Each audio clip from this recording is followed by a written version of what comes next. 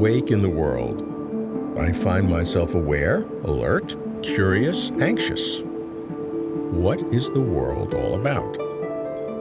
I ask many questions of the world. I try to discern foundations, to dig for irreducible elements of which the world is constructed.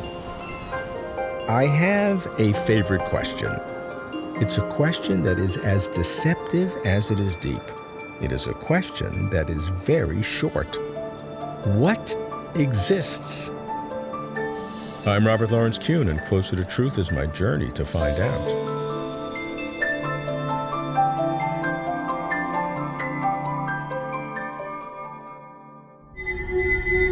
Lots of things exist, of course, but that is not the question. The question, the challenge, is to discern the least number of categories, ultimate categories, within which every specific thing of every general kind can be classified.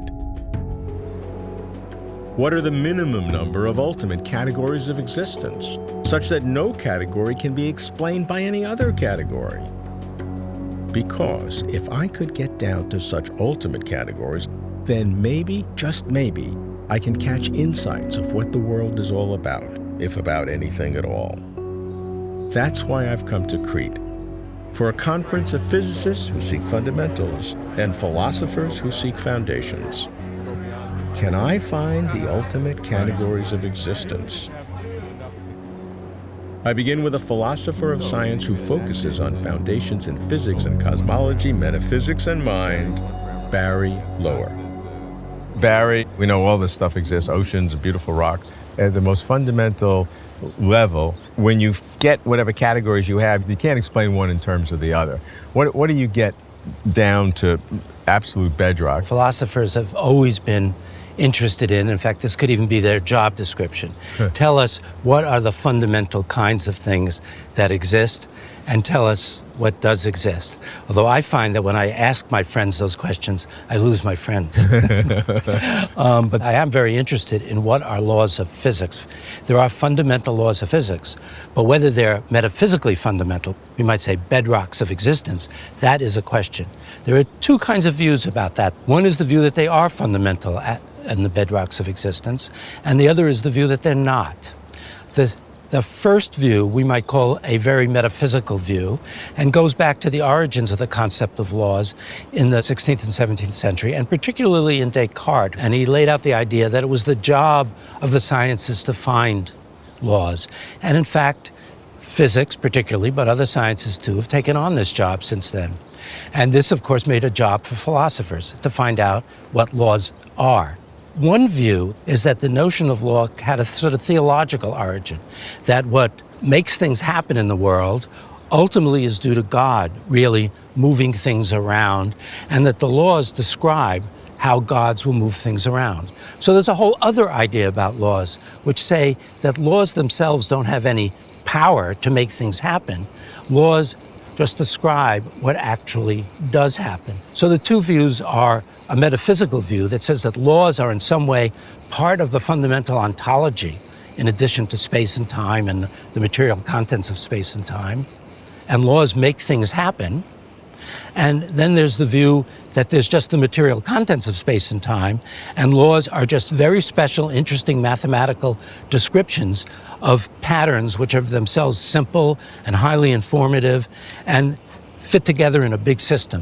And in that case, it is not part of the fundamental bedrock of reality. That's correct. It's our construct or our best fit to what there is there.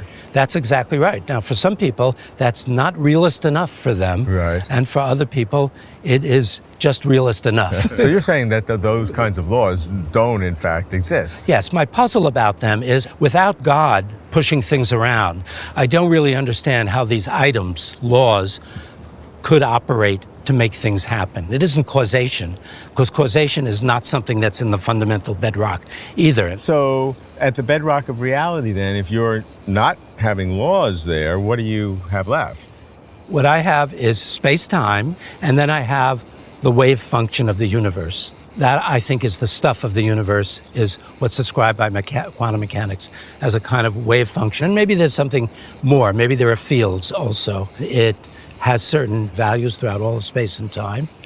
And out of these values, the laws are constructed. So one might look at the fundamental properties and say, well, what they really are the sort of things which by their very nature connect up with other properties in a lawful way. Or one might say that by their very nature, they're not involved in laws at all. Laws are just constructed out of the patterns of these. I think that these two views can both be developed in reasonable ways. And although they seem like they contradict each other, it might be at the end of the day, we have to just learn to live with both these views and the idea that they're just two ways of describing the universe, neither one of which wins out over the other one. Barry sees the laws of nature as constructs, not as fundamental realities, though he recognizes that to others, laws are real and fundamental. Paradoxically, he says, both positions may be true at the same time. So, if even laws of nature are not fundamental realities, then what happens to my ultimate categories?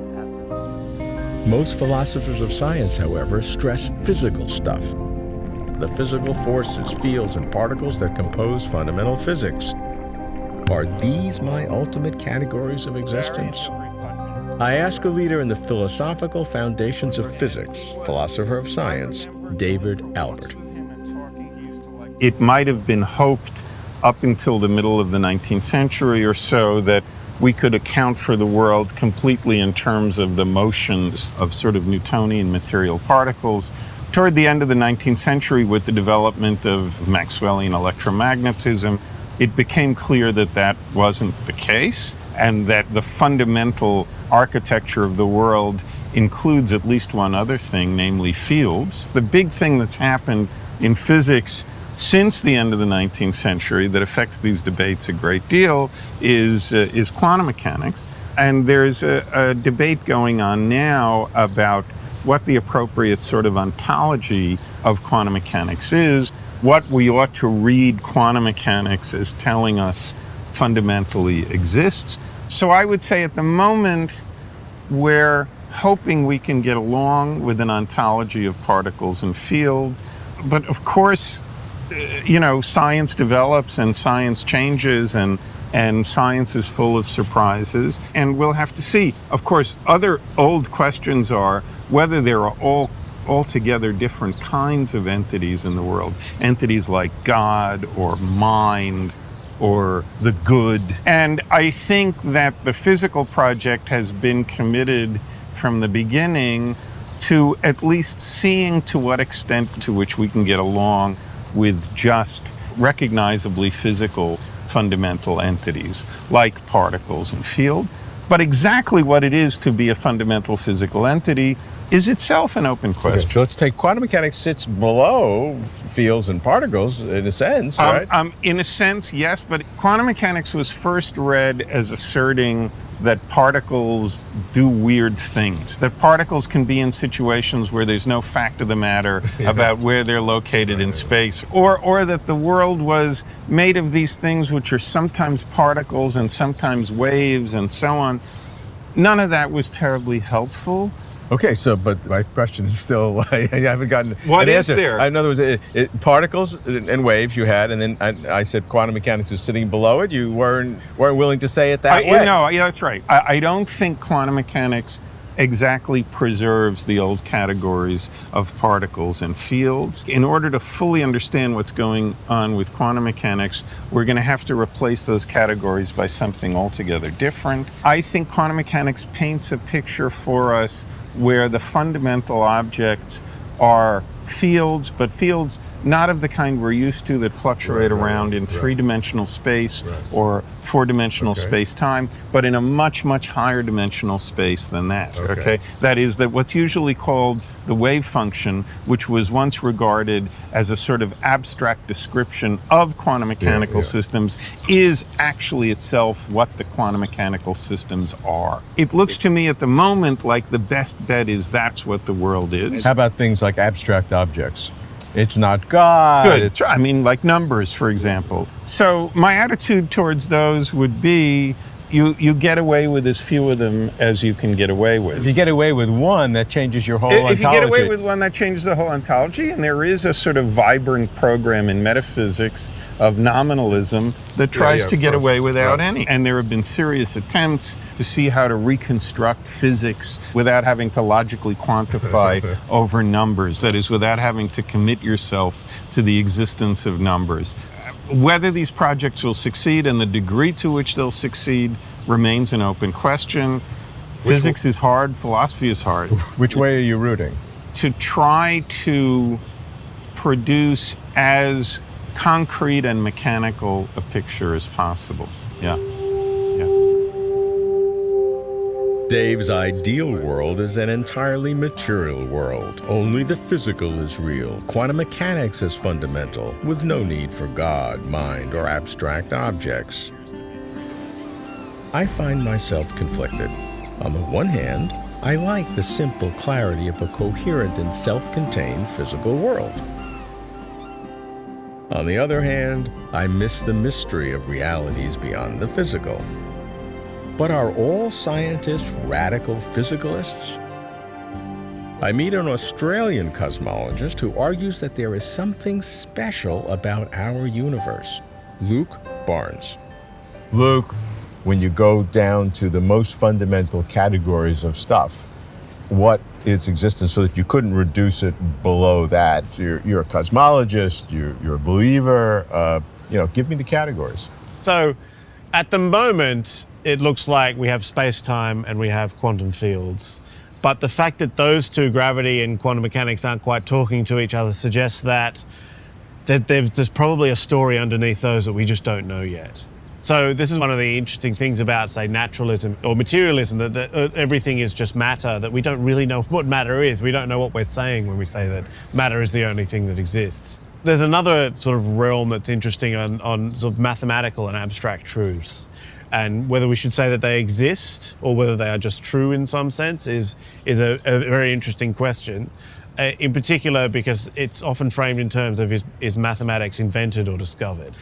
And the real tug on that for a physicist is that it feels like it's discovered. But then it would need to sort of exist in some sense. But then I don't have a category. That's not a physical thing that exists. It's a something else. It's a not physical thing that exists. It's a category of existence that is not a physical one. Many abstract objects have some kind of an independent existence, whatever that means. I now have two categories. Possibly we can subsume, for me at least, subsume that under the category of God. If there is a necessary being who has thoughts, we might be able to sort of throw mathematics in under there. You have necessary ideas in the mind of God. Okay, so mathematics might sort in under there. What that would imply is that hypothetically, if there were no God, there'd be no abstract objects. So that seems difficult to imagine. It seems to be easier to get rid of God than get rid of abstract objects. There's two ways you could approach that. You could say the thought experiment that there is no God. If God exists necessarily, then it's like saying the thought experiment of 2 and 2 equals 7, right? That's one way around it. It seems it may be a bit cheap. The other way would be, if there was no God, then it would turn out we were wrong about what we thought mathematical objects were, and that they were actually something else. Because I see the point of the thought experiment, that if there was no God, it seems like 2 and 2 would still equal 4. I see, at least within theism, there is a sort of coherent worldview here of, I have somewhere to put mathematical objects where I don't have to imagine some separate category of existence. They seem to be ideas, but necessary ideas. I can put them in a necessary mind. And now you have this category of God. Is there anything else, angels or demons or whatever else? Is that another category? Is there a heaven? I have a worldview in which those things could have a place. I think they would be a separate category of existence. There's the physical realm, and there's this other realm which would have, its own laws, its own properties, and may be able to interact. So, physical law, abstract objects maybe under God, and this other potential spiritual realm. Possibly. That's your world. Yeah, that pretty much sums it up, I think. To Luke, a theist as well as a cosmologist, the physical world does not exhaust reality. God, by definition, would be its own category. But abstract objects, which theists speculate may sprout from God, may not be its own category.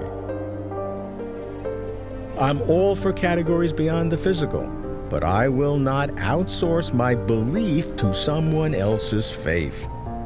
But is theism the only alternative to a purely physical reality? How about someone who is not a materialist, but who is also not a theist? I speak with the British polymath, philosopher, physician, social critic, Raymond Tallis. I mean, you can have a big menagerie or a small menagerie when it comes to kinds of beings. On the whole, I have a very rather uninspiring menagerie. I think without doubt there are material objects. I think without doubt there are things like thoughts.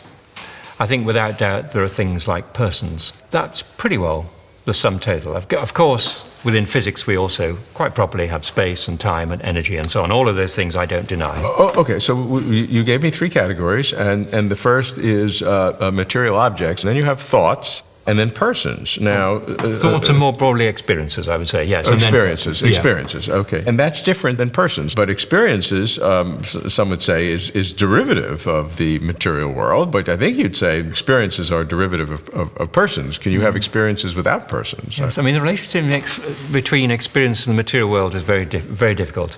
Clearly, the material world, as it were, doesn't declare itself. It clearly requires some kind of assistance. What form that assistance is, I don't know. So a material world that's completely uninhabited by conscious beings clearly wouldn't have any self-revelation, it wouldn't reveal itself. I think thoughts, experiences and so on, they're individually very important, but that which they add up to, that temporally deep, internally tied, connected individual, Raymond Tallis, who feels responsible for the things he did in 1973 and will feel responsible he does tomorrow, that seems to me something that again transcends. Just as experiences transcend the material world, so the person transcends individual experiences. Okay, but you can't have persons without experiences, and you can't have experiences without persons, is that right? Well, I suppose animal sentience would be an example of experience without personhood, experiences being owned or related to each other in a coherent way or related to a person. So in the ultimate bedrock of reality, you have these three big categories, material things, sentient things, and personhood. Or material things, sensations, experiences, and so on, and then persons, yes, absolutely. Ray doesn't disappoint.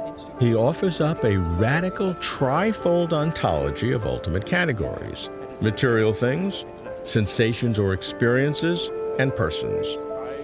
Ray seems to count consciousness as foundational. Consciousness has the capacity to have sensations or experiences, and persons as the clustering of conscious elements. I could go with Ray. I myself lean to consciousness as fundamental. And person seems sufficiently special, emergent in some strong sense, to qualify as an ultimate category.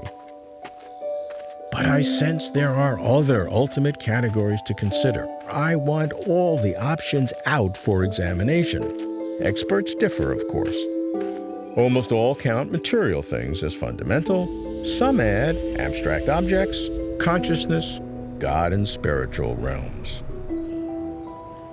George Ellis, I hear, has a radical idea. George is a distinguished mathematician and cosmologist who is not afraid to challenge current belief. George, you have what I think is a different category called possibility spaces as something that really exists, and I want to understand that. Well, I regard possibility spaces as the deep structure of the universe, and there are two kinds. There are physical ones and there are abstract ones. In physics, we talk about phase spaces, which are possible motions of objects. In quantum physics, we talk about Hilbert spaces. Those are possible states of a quantum system. So those are possibility states for those systems. Now, in biology, there's a fantastic discussion by Andreas Wagner in his book Arrival of the Fittest, in which he talks about possibility spaces for biological systems, and he talks about them explicitly as eternal, unchanging possibilities. He has four categories. He has phenotype-genotype maps related to proteins, related to signal transduction networks, to gene regulatory networks, and to metabolic networks. And these are all based in the way that molecules interact with each other and control the way that life exists. And what has happened is, as evolution has taken place, various of those have been realized in living animals, and some of them haven't. But what has happened here in the physical world is made possible by this possibility space. So I believe that possibility space exists in an abstract Platonic sense, and at a certain level is more real than the transitory world in which we exist, because that is timeless and eternal, and this stuff comes and goes. I mean, that's a radical idea. You know, as people say about all these questions about existence thing, it's not that your idea is too radical. It's that, is it radical enough? Yeah. And I think this qualifies as radical enough. I'm not sure it's right, but let's explore it.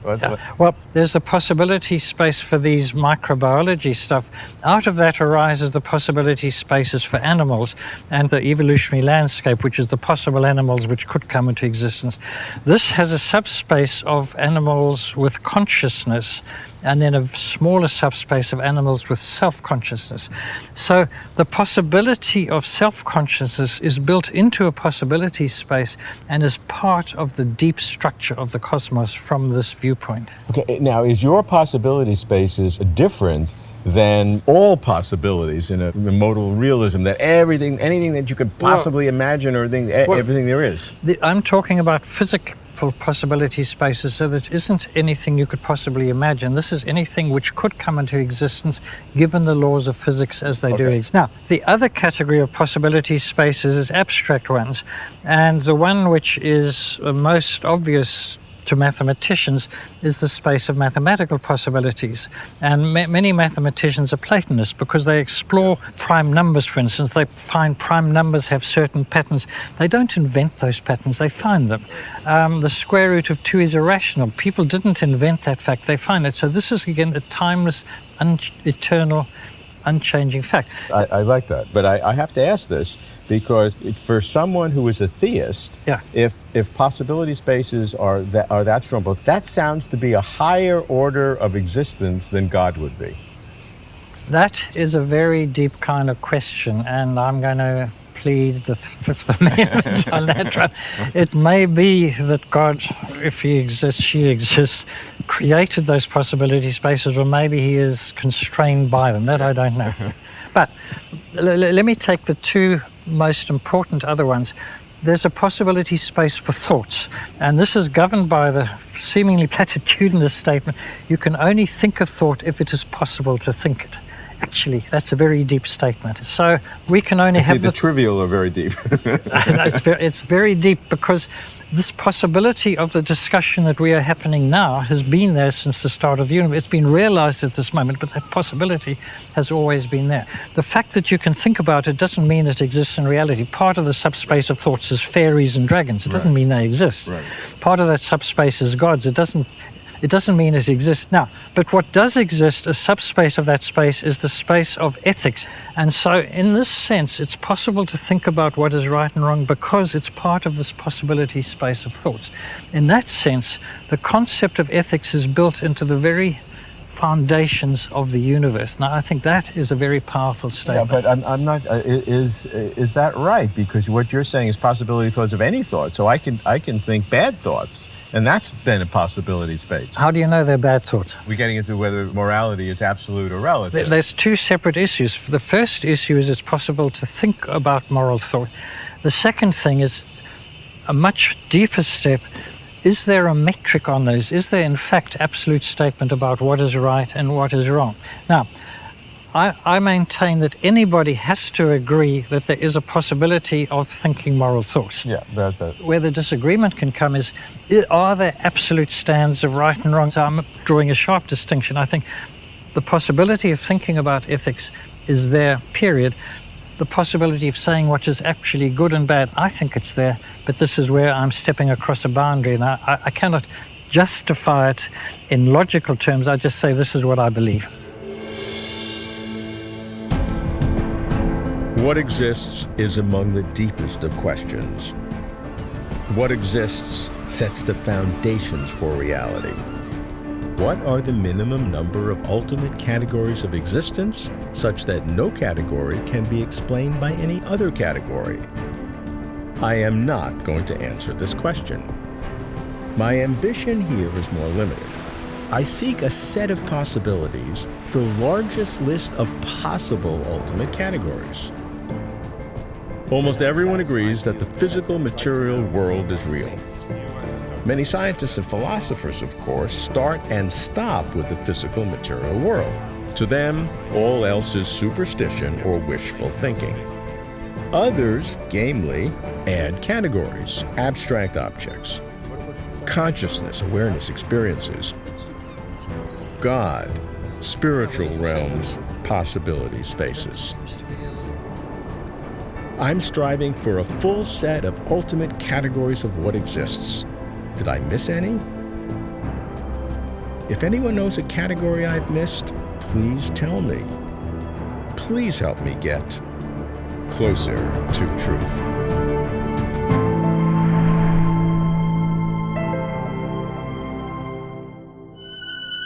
For complete interviews and for further information, please visit closertotruth.com.